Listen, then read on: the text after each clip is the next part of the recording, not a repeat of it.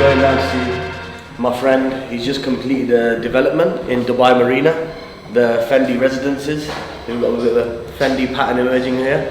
So I've been meaning to go check it out. So I'm going to go see him at his house and head over with him to Dubai Marina and check out the new development. It's always interesting to see new projects, what's going on, what's been completed, how the market is, what the standards are. So really looking forward to it. I think it's like 75 floors or something. The red property.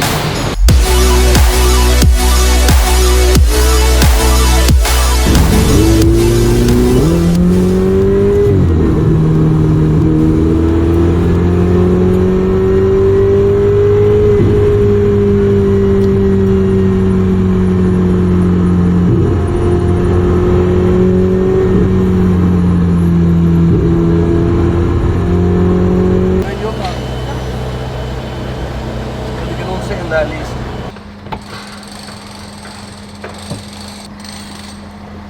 What's going on? We did a whole tour at Damak Hills yesterday. You did? Yeah. Who was? Ali Jabril. Everybody thought you turned up because I was in your car. Ah! What was so funny? Your dad had a dinner for like. Yeah, I know, I was there. Were you there? Yeah. For the top I know, 15 years or something, yeah? So I turned up, right, in your car from far. Everyone kind running toward the front, brought out the flowers. All these people, the Mac staff, yeah? I turned up, Ali Jibreel gets out of the car, they're like, huh? Do you remember I gave you a shout out back in the day? I gave you a shout out before anything. I gave you a shout out, bro, because I love you. But before anything, before you were big in the game, bro, remember, I was there for you.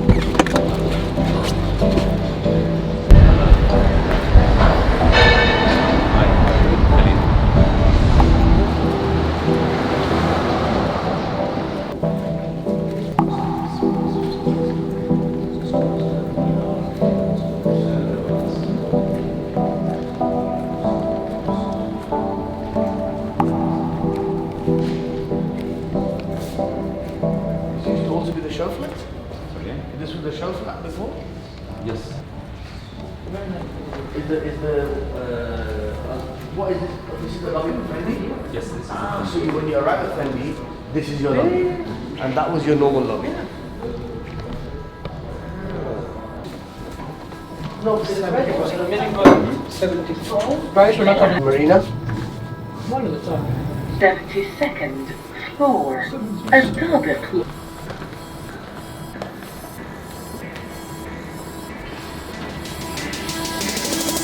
Marina's honestly one lower view.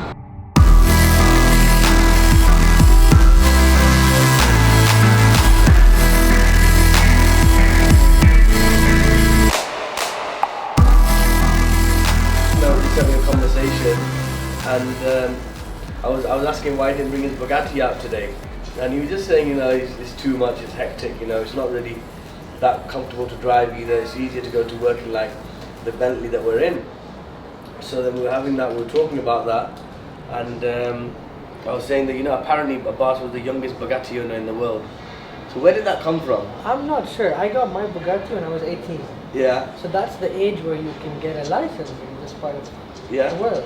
Yeah. I think many countries are that age. Yeah. So many people are like, oh, since you just got it as your first car, you might be the youngest owner in the world. I saw it all on social media, Yeah. different people saying the youngest Bugatti owner in the world, and different random pages, like on Instagram, like Billionaires Club and all these Bugatti places. also told me the same thing, but I'm not sure. Bugatti did the same thing. But now you're over that, huh? I've never really cared about that. I bought the car because I liked it, not because I wanted to be the youngest owner in the world. Yeah. They told me in the system I'm the youngest registered owner. But never really, it doesn't make a difference. But now that a few years have passed, are you kind of over that stuff? Because now you seemed a bit. When I was like, bro, where's the Bugatti? And normally you'd be like, yeah, let's go out with it. And now you're like, whatever. I use it once in a while. It's a nice car to have. I love cars, but as a whole, I prefer to use a Bentley for daily. Even a lot of time on the weekends, I can't even be bothered to use it because the excitement is just not there. It's just a car. Give it to me, bro. I'll get excited.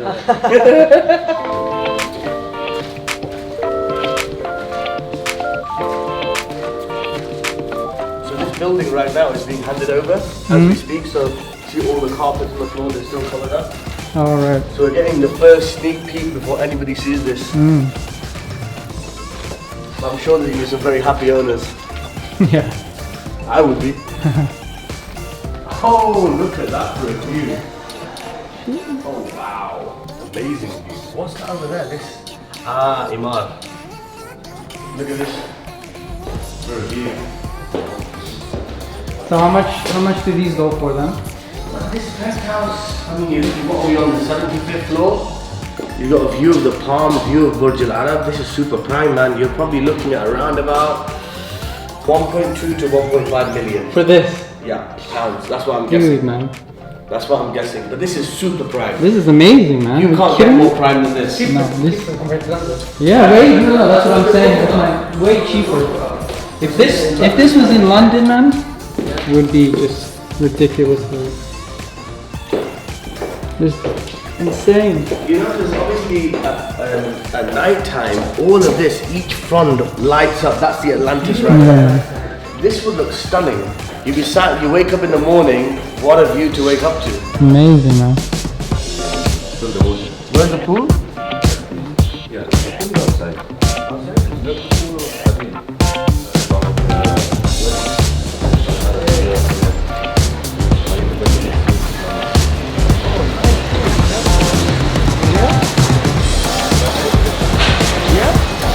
From here, yeah?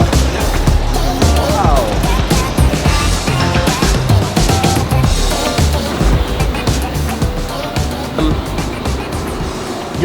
Your dad started this business, he founded it. Oh, yeah. He took the Damak to where it is today. He publicly listed it 5 years ago, 6 years ago? Around 5 years ago. 5 years ago took it public. Got a market cap of about $5 billion now. I mean, you've got quite a lot of money. What motivates you now? How are you motivated? Look, I started from zero. Yeah. I had nothing. I had to fend for myself, to feed myself, to have a roof over my head, to have clothes, etc., etc. And still, you know, that's part of my struggle. I still know that, look, that deep down there, that could happen, or, you know, that is what my fear is, and that's what I'm working towards. Someone like you could live all your life, right, without doing anything whatsoever. And your children can live all their lives without doing anything whatsoever, maintaining the same lifestyle, private, yes, all the rest of it. How do you get motivated? Because I know you work all the time, you're always working, even now you're going back to the office. What motivates you? See, it's not only about the money, because yeah, it is a major part. Like, you want to make money, but you also want to build something. Sure, you know what I mean. You want to build these buildings. You want to come here. You want to be proud of it. If I sit around do nothing all day, 30 years down the line, what am I going to tell my kids?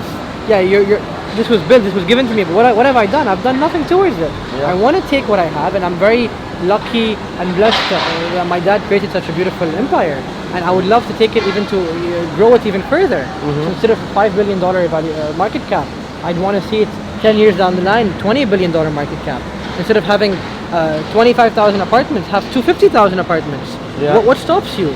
You have everything, you have all the tools. Just put the hard work in, and you can really do something, make a change. When you hire people, you're supporting them, you're supporting families, you're making a change. Creating opportunity. Exactly.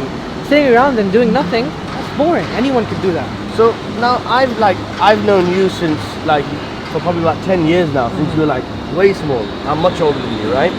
And I've always seen that from a young age, you've been highly motivated, whereas you didn't need to be, right? You didn't have to be. You were highly motivated, always enterprising, always looking at business, always talking deals. Even at 15 years old, you'd come for dinner with me and your older brother, and you'd be talking about business, and you'd be going on business meetings to your dad.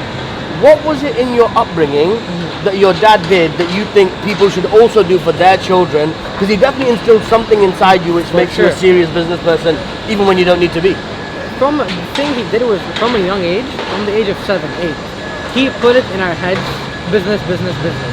And it's very important. So when I was 8 years old, he made me go to the office on my summer breaks, on my Saturdays, on lots of, anytime I was free, even after school. I had to come home, and then in the evenings I used to go back to the office with him.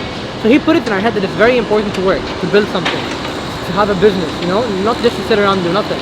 And I think that upbringing really makes a big difference. Because that will stay with you your whole life. Of course. Doesn't matter what happens, that's in your head, that you have to work and you want to create something. So I think if I'm motivated or whatever reason I do work, it's all because of my dad and the upbringing he gave me. 100%. So I mean, your dad is in so many ways I see, you know, both from his business perspective, but also looking at knowing you and your brothers and the family. I just, like, he's given you guys such a good upbringing, because 100%. despite putting social media aside, because a lot of people look at your social media and think, oh, this guy's spoiled. But I know you for a brother, right? Putting all that social media aside, you guys are so humble, so down to earth, so real, hardworking. You're up every day when you don't need to be. So he's definitely done something amazing, not just in his career with Damak, but with you guys, which I think is the biggest thing he's done. And I say this to people behind your back, by the way. I say the biggest thing that I do, because I know so many of these rich kids, and they're all going around, blowing their money, doing whatever else they shouldn't be doing, and all over the world, and they have no sense of business. You can't even talk to them about business, you know? But with you guys, you're actually in it. So I think that's his biggest achievement. That despite everything, you guys are not spoiled in the way that a lot of other kids are. Thank you, especially coming from you, that means a lot. Right now we're in 2018. Fast forward 2028. What will I expect to see from Abbas Sajwani? See, like, if you came to Dubai 10 years ago, Yeah? you would never expect to see this.